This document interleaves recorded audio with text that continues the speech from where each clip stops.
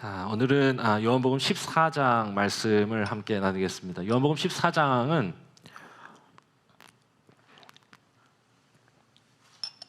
예수님께서 제자들의 발을 닦아주시고 너희도 이와 같이 하라고, 그리고 내가 너희한테 새 계명을 준다고, 내가 너희를 사랑한 것처럼 너희도 서로 사랑하라고 말씀하신 이제 그 이후에 이 제자들에게 사랑의 마음을 듬뿍 담아서 마지막 그 마음을 설명해 주시는, 그래서 이제 14장부터 16장까지 그 마지막 그 이야기를 나눠주시는 부분이라고 말씀드렸죠. 그래서 이제 그 14장이 이제 첫 부분입니다. 14장의 이제 첫 부분에서는 여러분들이 이제 잘 아시는, 우리 같이 읽었는데요. 내가 길이요 진리요 생명이다. 나로 말미암지 않고는 아버지께로 올 자가 없다. 라고 하는 이제 이 말씀을 너무 다들 잘 아시고 이 말씀을 사랑하고 있습니다. 우리는 내가 곧 길이요 진리요 생명이니. 그런데 이 말씀이 너무 사랑스러운 나머지 14장 전체에 나오는 이야기, 예수님께서 제자들에게 꼭 들려주고 싶었던 그 이야기를 우리가 놓치는 경우가 있는 것 같아요. 그래서 오늘은 이제 그 이야기를 같이 나누려고 합니다. 놓쳤던, 제자들을 통해서, 제자들에게 말씀해 주셨던 예수님의 이야기. 자, 모든 글에는 목적이 있습니다. 전에도 한번 제가 말씀드렸던 기억이 있는데요. 제가 군 생활하는 2년 동안 제가 홍병진에게 총 편지를 265통을 썼습니다. 거기에 이제 그 편지를 받은 홍병진은 저에게 384통의 답장을 보내왔습니다. 기가 막히죠? 누가 더 좋아하는 거냐? 얘기하지 않겠습니다. 우리는 항상 정량평가 이런 걸로 합니다. 네. 자, 편지를 보낼 때는 다 그 편지의 목적과 의도를 갖는 겁니다. 무슨 글을 쓰든지 글에는 목적과 의도가 있겠죠. 복음서도 마찬가지겠어요. 바울의 편지는 말할 것도 없겠죠. 구약 성경 말할 것도 없어요. 그 시기에 이스라엘에게, 믿음의 사람들에게 하나님이 전해주고자 하는 의도와 목적이 담긴 거예요. 모든 글은 그렇습니다. 자, 그러면 요한복음을 기록한 목적이 뭐냐?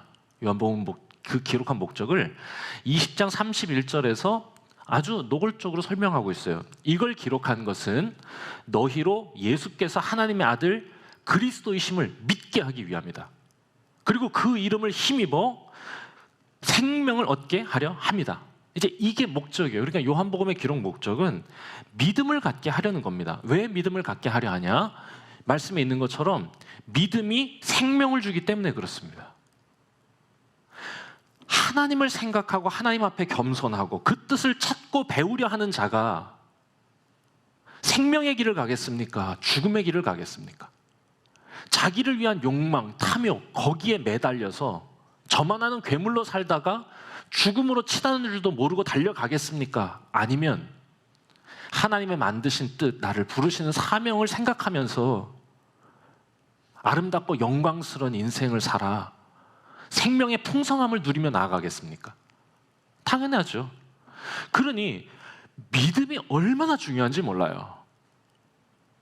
하나님을 믿는다고 말만 하지 자기를 믿는 사람은요, 죽음을 향해 달려갈 수밖에 없지만 하나님을 생각하고 하나님을 진심으로 사랑하면서 그 뜻을 찾아가는 사람은요, 생명의 풍성함으로 나아갈 수밖에 없는 겁니다.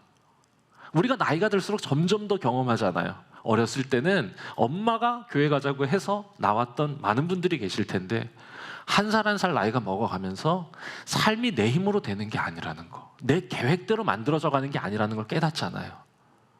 그래서 하나님 앞에서 더 겸손하게 그 뜻을 찾아가려 할 때 얼마나 내 삶에, 내 가정에, 내 일터에 하나님의 복과 은혜가 넘쳐나는지를 경험하잖아요. 그렇죠. 그러니까 믿음, 이건 생명을 주는 길이니까 맞아요. 그래서 그걸 꼭 알려주고 싶었던 거고, 또 한 가지 이유가 있어요. 우리 요한복음을 시작한 게 벌써 꽤 오래돼가지고 잊으신 분들도 많으실 텐데, 요한복음은 언제 쓰여진 책이다? 위기의 시대에 쓰여진 책이라는 거예요. 믿음이 흔들리기 쉬운 때에 쓰여진 책이라는 거, 여러분 이걸 생각해야 돼요. 그래서 기록된 책입니다. 믿음이 흔들리던 시대였기 때문에 믿음에 대해서 얘기하는 거죠. 제국의 위협이 있었고요. 유대교가 기독교인들을 출교시키는 내부적, 민족적 위협도 있었어요. 그러니까 유대교에서 출교당한다고 하는 건 유대 이민 사회에서 격리되고 소외된다는 뜻이니까 얼마나 힘들겠어요.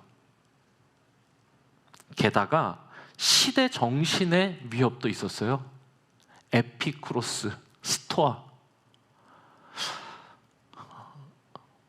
오늘은 이걸 설명할 시간은 없는 것 같아요. 에피쿠로스하고 스토아는 많이 설명드렸어요. 한마디로 하면 둘 다 하나님 없이 내 힘으로입니다. 나에게 집중하고 내가 신이 되는 겁니다. 이 시대 정신이 제국의 이 휘황찬란한 포장을 갖고 나에게 막 다가와. 그러니까 흔들리는 거야. 저게 맞는 것 같고 저 사람들은 멋지게 사는데 나는 지금 뭔가 이상한 것 같고. 그래서 그들에게 뭐라고 얘기해주고 싶은 거냐? 흔들리지 말라고 얘기해주고 싶은 겁니다. 지금 네 앞에 기독교가 위협당하고 있고 박해당하고 있고 제국은 너무 화려하게 잘 사는 것 같은데 너희 기독교인들은 지금 어렵고 힘들고 쪼달리고 있으면 그것 때문에 스스로 절망하고 낭망하고 무너지지 말고 흔들리지 말고 믿음 붙들고 가라고. 그게 진짜 너에게 생명을 주는 거라고 얘기해주고 싶은 거죠. 그 얘기를 하는 겁니다. 여러분, 이렇게 힘든 시기에는 질문이 생기잖아요. 아우슈비츠에 있었던 유대인들도 외치잖아요. 힘드니까 뭐라고? 하나님 어디 계시냐고. 하박국도 아수르가 쳐들어올 때 힘들 때 질문합니다. 하나님 어디 계신 거냐고. 왜 주무시고 계시냐고. 위기의 시대에는 항상 신앙적인 질문이 던져지는 거예요. 이런 질문이요. 도대체 어떻게 해야 될지 모르겠습니다, 주님. 좀 주님의 뜻을 좀 알려주십시오. 안 보여요. 잘 모르겠어요. 흔들려요. 세상 소리 들으니까 복잡해요. 하나님 계시긴 한 겁니까? 어디 계십니까? 보여주세요. 원망 섞인 질문과 탄식이 터져 나옵니다. 자, 제가 지금 질문한 3가지 위기의 시대에 던져지는 질문이요. 오늘은 이 말씀을 다루고 있습니다. 자, 우리가 3군데를 잘라서 지금 우리가 말씀을 읽었죠. 오늘 말씀 제목을 위기의 시대에 던져진 3가지 질문이라 잡았습니다. 요한복음 기자, 그러니까 요한은요, 제자들의 도마의 목소리, 빌립의 목소리, 유다의 목소리를 통해서 위기의 시대를 살아가는 성도들이 던지고 있었던, 갖고 있었던 하나님에 대한 질문들을 예수님께 던지고 있는 거예요. 그리고 그 질문에 대해서 예수님은 무엇라 말씀하시는가? 지금 흔들리고 있는 우리에게, 질문하고 있는 우리에게 주님은 무엇을 바라시는가를 예수님의 목소리를 통해서 알려주고 계신 것이다. 이게 오늘 우리가 읽은 말씀 14장을 통해서 우리에게 꼭 전해주시고자 하는 성령님의 마음이라는 거예요. 첫 번째 질문은 뭐냐? 도마의 질문이죠. 도마가 이렇게 질문합니다. 주께서 어디로 가시는지 모릅니다. 알려주십시오. 예수님께서 내가 아버지에게로 간다. 내가 거기 가서 너희 거처를 준비할 거야. 라고 얘기하시는 게 그 앞에 나오거든요. 그랬더니 그렇게 말씀하시고 내가 어디로 가는지 너희 알잖아. 이러니까 도마가 묻는 겁니다. 모르는데요? 모르겠습니다, 주님. 자, 이게 근데 약간 뭐 재밌는 상황인 것 같기도 하지만 말씀드린 대로 시대의 질문을 던지는 거죠. 주님, 어디로 가십니까? 우리가 알지 못합니다. 그 길 어떻게 가겠습니까? 이게 문자적으로는 어디 가세요?인데 정확하게 담겨진 의미는 길을 모르겠습니다. 어떻게 해야 할지를 모르겠습니다. 라고 묻는 겁니다. 그러니까 위기의 시대에 당황하고 겁먹은 성도들의 마음을 대변하는 거죠. 어떻게 할지 모르겠다고. 당황하는 거예요. 무서운 거예요. 그때 예수님께서 이렇게 말씀하십니다.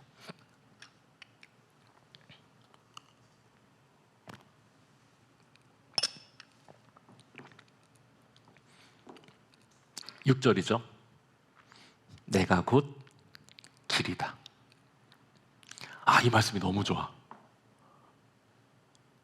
어디로 가는지 모르겠지. 네가 본 대로 따라와. 지난주 말씀처럼 내가 너희를 사랑한 것처럼 너희도 사랑해. 내가 너에게 보여준 것처럼 너희도 그렇게 따라와. 모르겠다고 얘기하지 말고 내가 갔던 그 발자국만 밟고 따라와 라고 말씀하시는 거예요. 예수님께서는 아버지의 집으로 가신다 그랬는데 아버지의 집은 어떤 자리냐? 요한복음 2장에서 성전을 가리켜서 예수님이 아버지의 집이라고 표현하신 적이 있어요. 그러니까 성전은 하늘과 땅이 만나는 자리입니다. 하늘의 뜻과 땅의 이 마음이 마주하는 자리야. 하늘의 뜻이 이루어지는 자리. 그곳에서 새로운 세상이 열리고 하나님과의 새로운 관계가 시작된다. 주님, 거기 가고 싶어요. 어떻게 가야 합니까? 내가 길이야. 이렇게 되는 거죠. 실은 이제 이 말씀을 가지고 기독교계는 이 말씀을 다른 말로 하면 나를 따라와 거든요. 그런데 이 말씀을 꽤 오랜 시간 동안 뭐라고 이거를 우리가 해석을 했느냐? 구원의 길은 예수님밖에 없다라고 하는 기독교적 구원의 배타성을 얘기하는 본문으로 얘기를 해왔어요. 물론 예수 그리스도 외에 구원의 길이 없음에 대해서 제가 흔들리고 있지 않습니다. 그렇지만 이 말씀의 의미는요, 기독교에만 구원이 있다고 하는 구원의 배타성을 얘기하기 위한 예수님의 말씀이 아니라 나를 따라오라고 말씀하시는 예수님의 부르심으로 들어야 한다 이거죠. 나 아니면 안 된다 말하려는 게 아니에요. 내가 길이라는 걸 말씀하시는 거야. 어떻게 할지 모르겠다고 내 발자국 밟고 따라와 라고 말씀하시는 거예요. 한 걸음씩 따라와. 그리고 나서 두 번째 질문이 나옵니다. 빌립의 질문입니다. 8절, 빌립이 이르되 주여 아버지를 우리에게 보여주옵소서. 그리하면 족하겠나이다. 보여주세요 라는 건데, 이렇게 제가 해석해 봤습니다. 하나님의 뜻이 무엇인지 잘 모르겠습니다.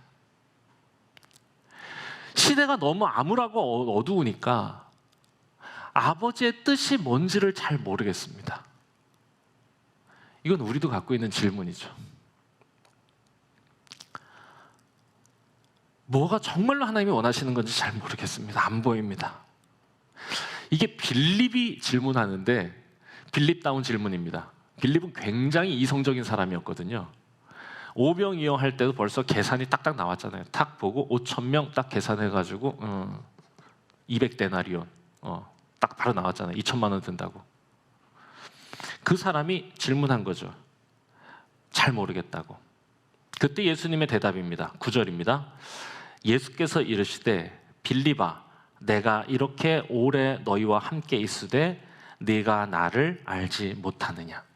나를 본 자는 아버지를 보았거늘 어찌하여 아버지를 보이라 하느냐.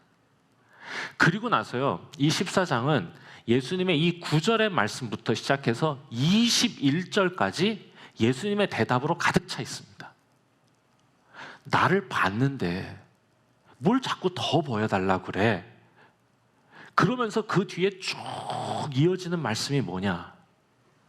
그 길은, 그리고 그 뜻은 그걸 알고 싶어 하는 자에게 보이는 게 아니라 그 길을 따르는 자, 그 뜻을 행하는 자에게 보이는 거야 라는 말씀을 하세요. 날 봤잖아. 뭘 더 보여달라고 그러는 거야. 따라오면 그제서야 보이는 거야. 그 뜻을 행하는 자에게 그 길이 보인다 그겁니다.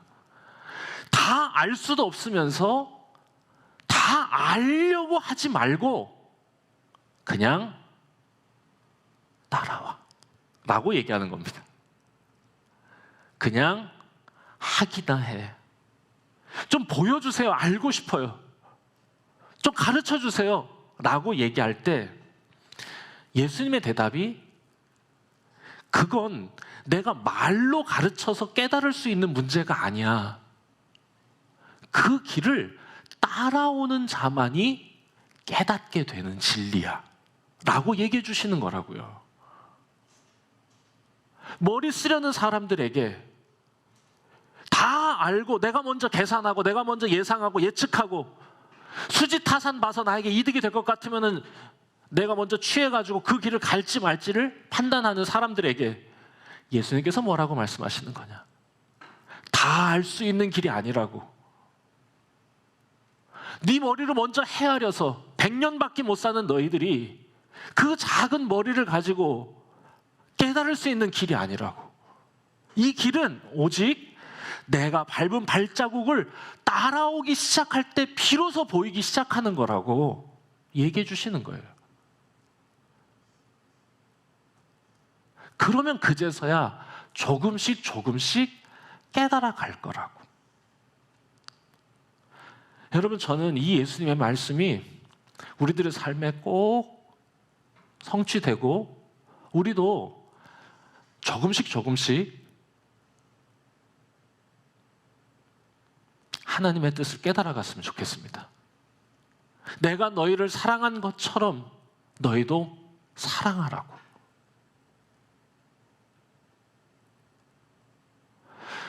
먼저 사랑하는 게 얼마나 힘든지, 저 인간을, 저 사람을, 이 상황을, 이 관계를 따지고 분석하고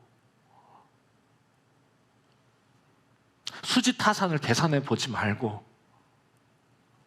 먼저 그 발자국 밟고 따라오라고. 그러면 내가 왜 서로 사랑해라 했는지 그 의미가 보이기 시작할 거고 하나님이 정말로 우리에게 바라시는 게 뭔지를 알게 될 거라고 말씀하시는 거예요. 그래 이에 하기나 해 라는 노래가 있습니다. 영원하길 바래, 네 자신에게 말해, 쓸데없는 생각 그만하고 하기나 해. 그냥 하기나 해. 이야, 예언자야. 그래.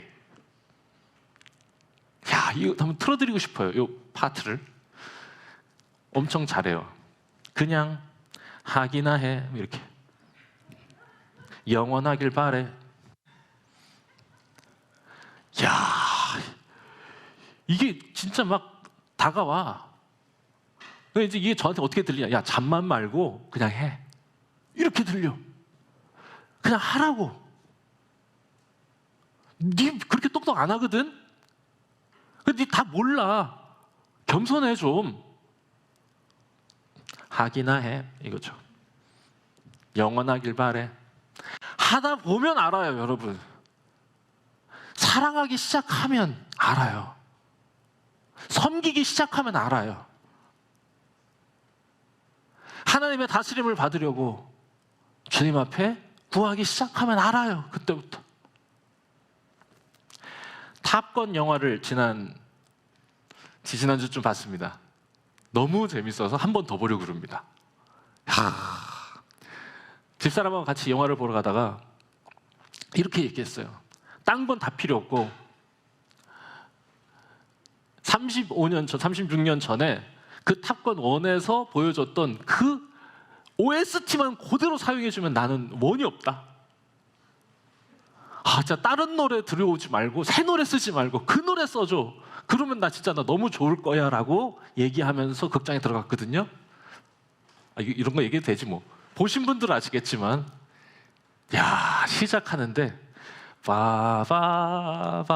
바바바바바바바 막 가슴이 울컥해서 울 뻔했어요.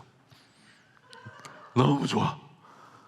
덴저존 나오는 데는 막 심장이 막 터지기 시작하고 뭐 그냥 탑건 1하고 똑같은 영화예요. 그냥 다 똑같아. 이야기 구성까지 다 똑같아. 그런데 그 이야기 속에서 딱 메시지는 딱 하나입니다. 뭐 다 얘기하지 뭐. 뭐 내가 스토리를 다 얘기하면 뭐 스토리를 알아도 재밌는 영화니까 괜찮아. 거기 루스터라는 애가 나와. 루스터. 그 탑 크루즈 36년 전에 절친의 아들이야, 걔가. 그런데 이 루스터라는 애가 진짜 실력이 좋은데 걔의 문제가 뭔지 아세요? 주저하는 거야. 왜? 생각해. 그걸 지적합니다. 협곡을 막 이렇게 날아가야 되는데 계산을 하는 거야. 내가 그렇게 하면 위험에 처하지 않을까? 이렇게 해도 될까? 저렇게 해도 될까? 그러면서 못 쫓아가. 쫓아갈 능력이 충분히 되는데, 그러니까 훈련 마치고 실패한 애한테 2분 30초 만에 거기를 주파해야 되는데 안 되는 거예요, 얘가. 그러니까 탐 크루즈가 뭐라 확 얘기합니다. 넌 생각하는 게 문제야. 생각하지 말고 그냥 하기나 해. 14장의 메시지다. 네. 요한복음 14장의 메시지가 그거예요. 빌립, 머리 쓰려는 자들. 우리 교회는 특별히 머리 쓰려는 자들이 많아. 다들 제법 다 똑똑하들 하셔. 우리 같은 사람들의 특징은 뭐냐? 다 계산하고 안전하면 뛰어든다는 거예요. 그런데 거기에 뭐라고 말씀하시냐? 계산하기 전에 그냥 하라고. 그냥 뚜벅뚜벅 걷다 보면 어느 순간 발견되는, 어느 순간 보게 되는 기이한 진리의 빛을 만날 거라고. 여러분, 그게 신앙의 신비고 예수 믿는 우리의 특권이기도 합니다. 여러분, 하나님께서 주시는 이 거룩한 특권에 한 걸음 더 다가서는 우리가 됐으면 좋겠습니다. 세 번째 질문이요. 유다가 질문합니다. 가룟 유다가 아니라고 굳이 계속 얘기합니다. 가룟인 아닌 유다입니다. 네, 가룟 아닌 유다야. 착한 유다야. 유다가 이렇게 질문해요. 마지막 질문이에요. 따라와. 일단 해. 그러면 깨닫게 될 거야.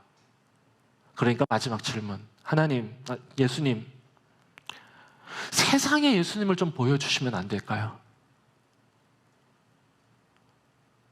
우리는 주님을 받고 그 길 따라가면 주님 본다고 하셨는데 세상에는 왜 안 보여주시려 하십니까? 라는 질문입니다. 기가 막힌 질문이죠.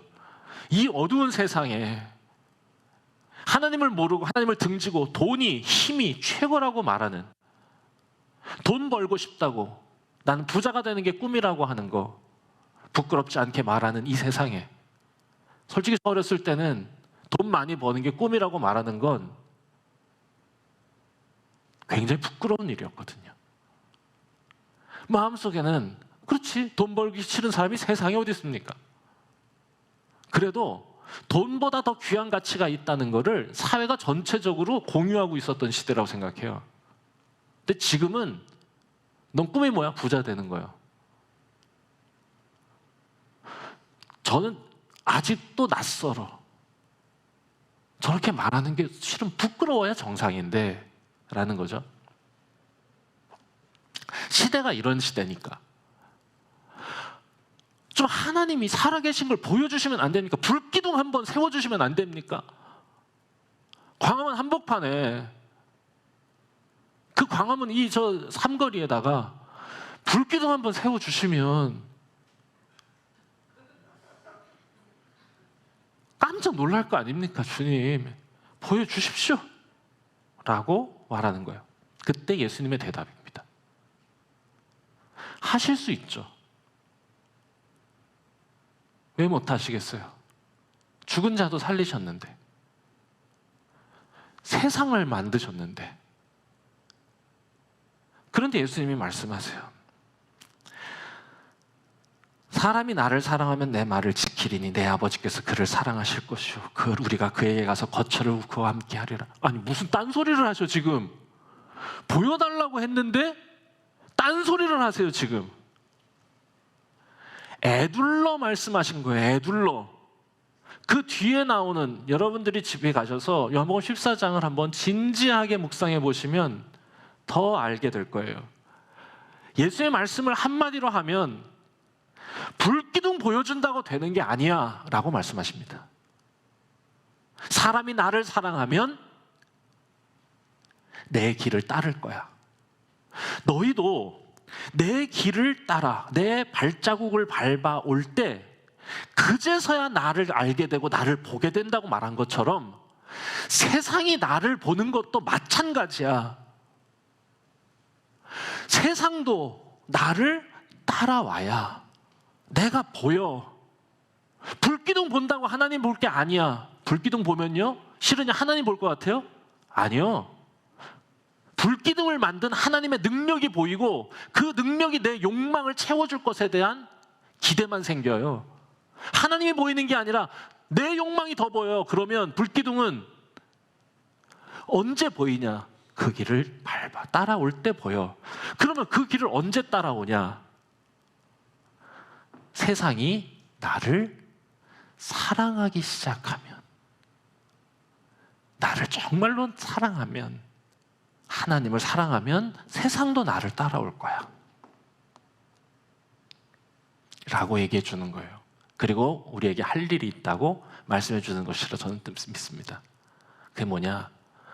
세상이 나를 사랑할 수 있도록 너희가 서로 사랑함으로 사랑의 통로가 되어서 세상이 너희의 사랑에 감동하고 그 사랑의 이유를 발견하고 그들도 하나님을 사랑하게 되어 하나님이 보여주신 그 길을 따라가서 마침내 하나님의 영광을 마주하게 해라. 여러분, 그게 우리 사명이에요.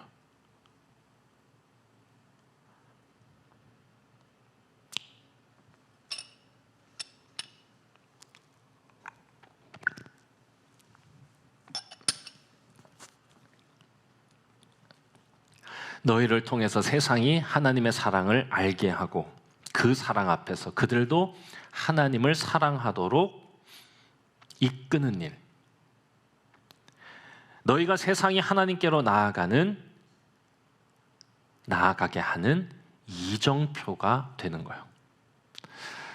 너무 어마어마한, 지금 이게 말도 크기라는 게 있는데 너무 어마어마한 말이잖아요. 이게 하나님 나라로 가는 이정표가 된다고, 이런 말을 제가 써놓으면서도 제가 참 민망했어요. 너무 어마어마한 말인데 주님이 우리에게 바라시는 크고 위대한 꿈인 것 같고 맡겨주신 사명이라고 생각해요. 우리 힘으로는 감당할 수 없어서, 그래서 예수님께서 걱정하지 말라고, 감당도 못할 숙제를 주시고 해내나 한번 보자 라고 하시는 게 하나님의 마음이 아니잖아요. 이 위대하고 영광스러운 사명을 주시고 그리고 이 일 잘 감당할 수 있도록 성령님을 보내주신다고 약속하세요. 내가 보혜사를 보내줄 거야.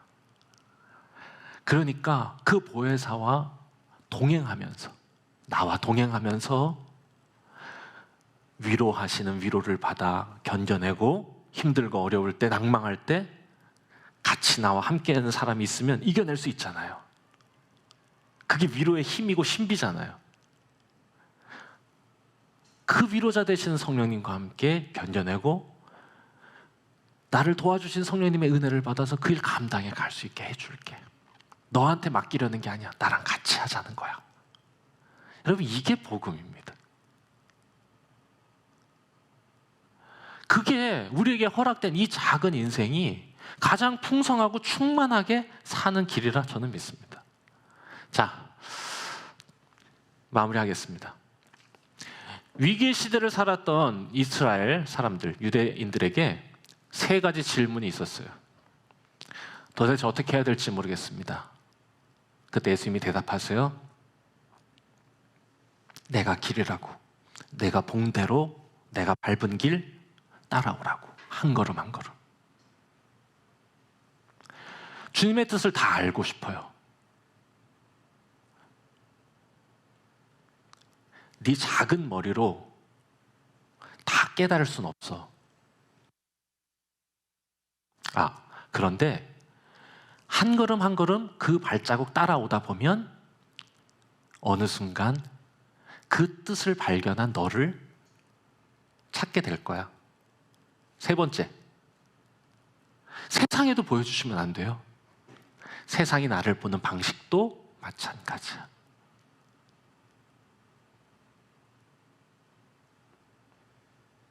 그러니까 너희가 나를 사랑해서 나를 따라오는 것처럼 세상이 나를 사랑해서 따라올 수 있도록 그 도구가 되어주길 바래 라고 부탁하시는 거죠. 여러분, 이 말씀을 초대교회가 들었을까요? 요한복음이 쓰여진 시기를 120년경으로 계산합니다. 이 성경이 쓰여지고 필사본이 작성되고 로마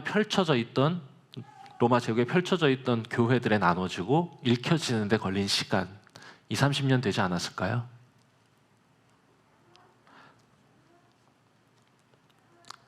이 말씀을 저는 들었다 생각합니다. 너희들이 사랑의 이정표가 돼서 세상이 나를 사랑하게 하라고. 이 말씀이 교회에게 들렸어. 40년 뒤, 그러니까 성경이 쓰여지고 40년 뒤 165년경에 로마에는 안토니우스 역병이라고 하는 큰 전염병이 돕니다.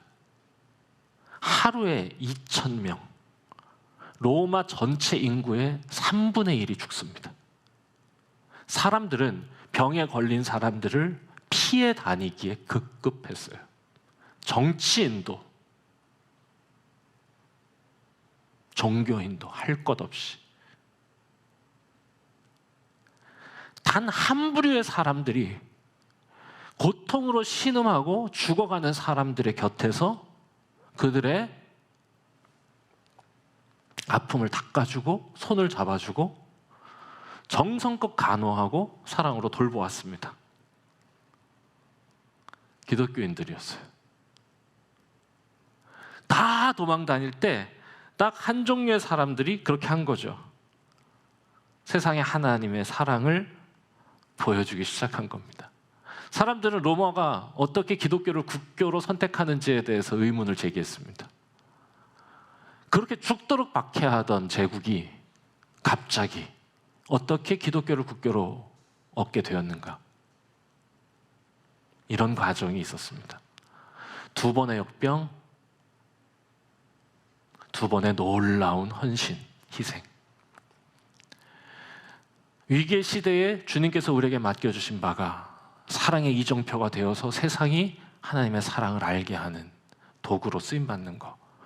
그게 위기의 시대에 우리가 할 일이라는 걸 깨닫고 그 길을 따라가려 했던 순수하고 이름 없는 그리스도인들의 신앙의 모습이 있었기 때문입니다. 지금 우리에게 주신 메시지로 들을 수 있기를 바랍니다. 이 시대에 우리가 복음 붙들고 살아가는 것이 쉽지는 않지만 못할 일도 아닙니다. 오히려 위기의 시대일수록 항상 신앙의 부흥은 더욱 뜨겁게 불같이 일어났습니다. 포로기에 끌려갔던 이스라엘이 구약 성경을 기록하고 신앙의 회복을 이루었고요. 로마 시대 박해 속에서도 로마의 기독교인들은 예수 그리스도의 이 명령을 듣고 신앙의 불을 아름답게 피워냈습니다. 지금도 마찬가지라 생각합니다.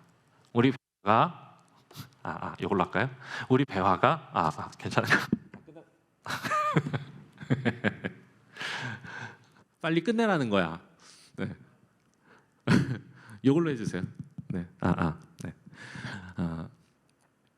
우리 배화가 이 마지막 때에 이렇게 같이 모여 있는 이유, 아마 이 일을 잘 감당하라고 이 어려운 시기에 훨씬 더 본질적이고 뜨거운 신앙 잘 붙들면서 하나님 앞에 나아가라고 저희들 모아주신 겁니다. 그래서 우리 이 일 잘 감당하면서 주님의 나라 확장하는, 세상에 하나님의 사랑을 보여주는, 하나님께로 나아가게 하는 사랑의 이정표 우리가 되었으면 좋겠습니다. 기도하겠습니다.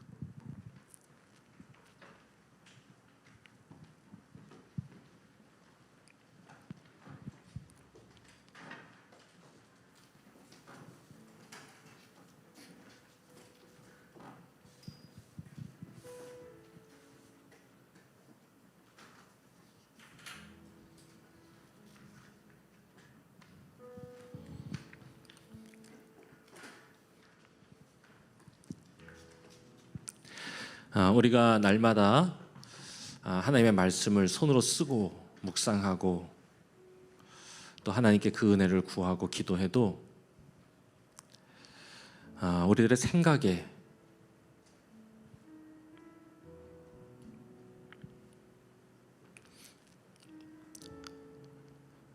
어리석은 것들이 들어올 때가 얼마나 많은지요. 그래서 흔들리기도 하고 하나님을 잊기도 할 때가 얼마나 많은지요. 하나님, 저희를 긍휼히 여겨주시고 오늘 주의 전에 나와서 예배하는 저희들에게 하나님의 그 크신 은혜와 권능을 허락하여 주셔서 흔들리던 약해졌던 우리의 영혼이 다시금 힘을 얻어 더욱 하나님을 향하여 나아갈 수 있도록 주여 저희들을 붙들어 주시옵소서. 그리하여서 정말로 주님께서 우리에게 바라시는 사랑의 이정표로서의 사명을 잘 감당하는 저희가 되게 하여 주시옵소서. 우리가 모든 것을 다 알 수 있을 것처럼 내 스스로 판단하고 결정하고 선택하려 하던, 때로는 오만했던 저희들의 모습을 회개합니다.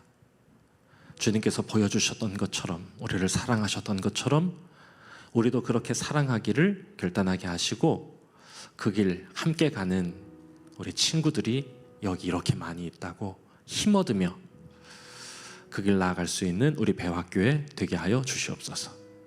그리하여 이 어려운 시기에 더욱 믿음의 불꽃을 아름답게 피워내는, 더욱 신앙의 빛나는 회복을 이뤄내는 아름다운 신앙의 공동체 우리가 되게 하여 주시옵소서. 하나님의 은혜를 구합니다. 예수 그리스도의 이름으로 기도드립니다.